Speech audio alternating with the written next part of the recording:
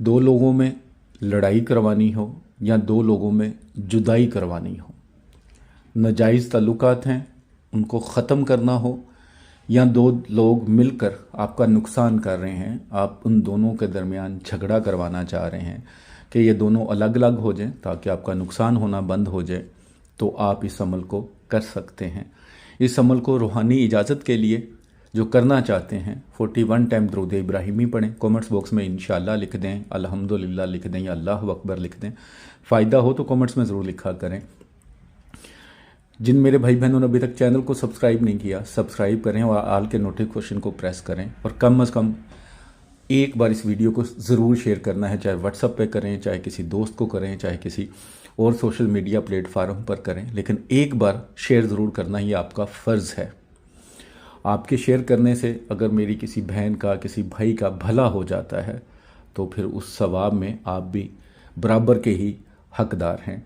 तो सदका जारिया समझ के ज़रूर शेयर कीजिएगा। बहुत जगह पे ऐसा ही होता है कि नाजायज़ ताल्लुकात को ख़त्म करने के लिए माँ बाप, बहन भाई, इवन बीवियाँ, खामन परेशान होते हैं, तो उनके लिए भी ये काम आ सकता है। और जो दुश्मनों से तंग हैं, जो मिलके उनका नुकसान कर रहे हैं, उनको तोड़ने के लिए भी काम आ सकता है। तो इस सवाब के काम में आप भी हाथ बटाएंगे, लेकिन नाजायज़ नहीं करेंगे। अगर आप खुद करना चाह रहे हैं या किसी को सेंड करते हैं तो नाजायज़ नहीं करेंगे। ऐसा नहीं कि दो भाई हैं, माँ बाप हैं या वो हक पर भी हैं, आप उनको लड़वाने के लिए अमल करें, तो ऐसा नहीं करेंगे। जायज़ काम के लिए करेंगे, आप हक पर हों तब आपको इजाज़त है।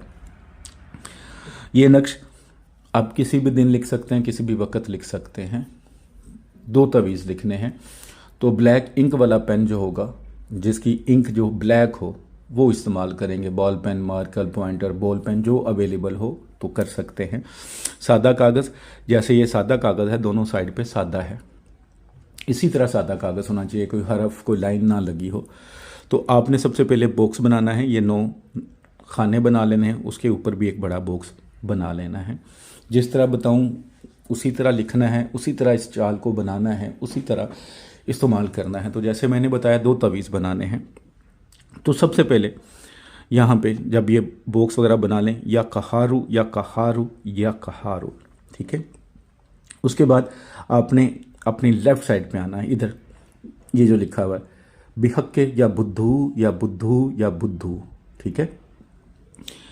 इसी तरह उसके नीचे आ जाना है।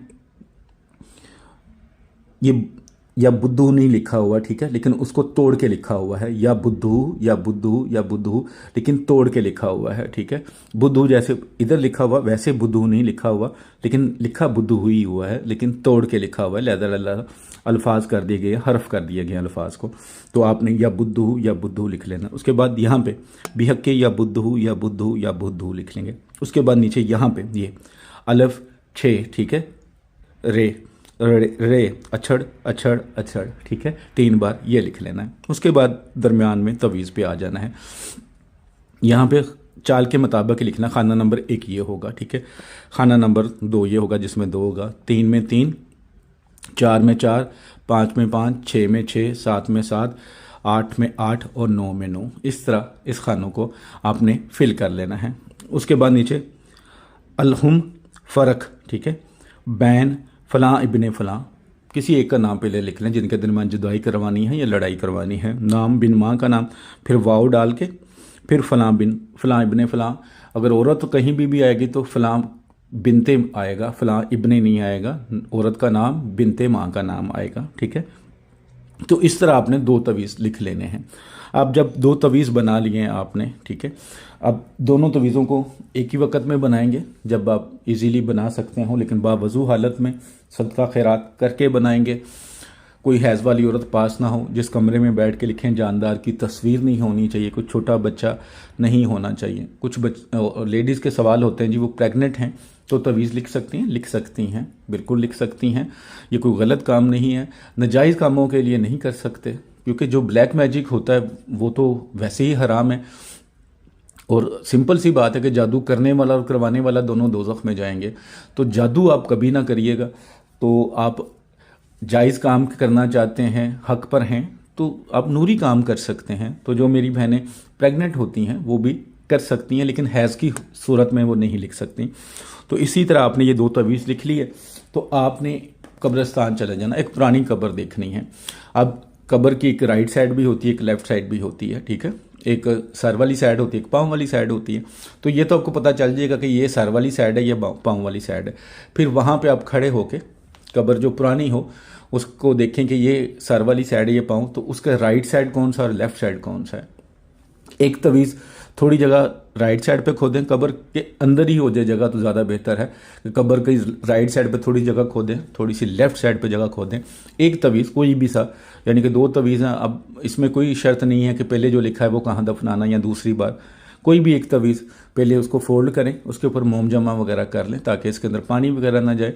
राइट साइड पे दफना दें और दूसरा तवीज़ उसी वक्त लेफ्ट साइड पे थोड़ी जगह खोदें, उसको भी मोम जमा करें, कब्र के लेफ्ट साइड पे उसको दफना दें। बस आपने ये काम करना है। अब मसला ये है कि कुछ ख़वातीन ऐसी होंगी जो कब्रिस्तान नहीं जा सकती, तो वो लिख कर किसी से करवा सकती हैं, लेकिन ऐसे बंदे से जो ट्रस्ट वाला हो या बंदी हो ट्रस्ट वाला हो। ऐसा ना हो कि वो खोल के देख ले कि क्या लिखा हुआ है, क्यों लिखा हुआ है, ऐसा कुछ नहीं होना चाहिए। तो आप इस तरह अमल ख़ुद भी कर सकते हैं, किसी से भी करवा सकते हैं। इस तरह ये अमल कर लें, इंशाअल्लाह जिनके लिए करेंगे, अगर नफ़रत के लिए किया है, नाजायज़ तल्लुकात ख़त्म करने के लिए किया है, तो चंद ही दिनों में वो ख़त्म हो जाएगा। अगर दुश्मनों को आपस में लड़वाने के लिए किया है तो वो भी इंशाअल्लाह चंद ही दिनों में लड़ पड़ेंगे। बहुत ही मुजर्रब तवीज़ है, बहुत ही ज़बरदस्त अमल है। बस आप सच्चे दिल से पूरे यकीन के साथ करें।